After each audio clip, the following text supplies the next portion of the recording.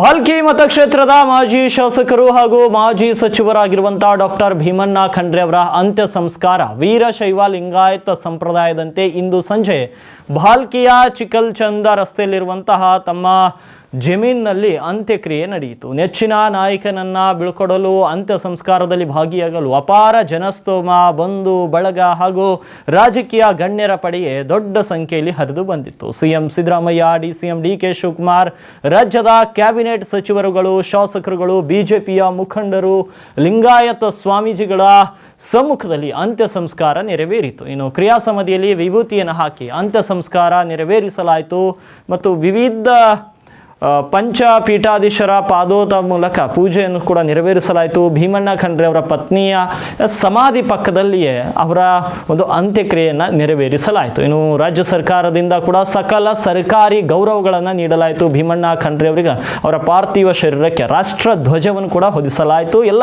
ಸಕಲ ಸರ್ಕಾರಿ ಗೌರವಗಳೊಂದಿಗೆ ಭೀಮಣ್ಣ ಖಂಡ್ರೆ ಅವರ ಅಂತಿಮ ಪಾರ್ಥಿವ ಶರೀರಕ್ಕೆ ಹೊದಿಸಿದಂಥ ರಾಷ್ಟ್ರ ಧ್ವಜ ಎಲ್ಲವನ್ನು ನೋಡಿದರೆ ಎಲ್ಲವೂ ಕೂಡ ಸಕಲ ಸರ್ಕಾರಿ ಗೌರವಗಳೊಂದಿಗೆ ಶಾಂತಿಯುತವಾಗಿ ಅವರ ಅಂತ್ಯಕ್ರಿಯೆ ನೆರವೇರಿದೆ.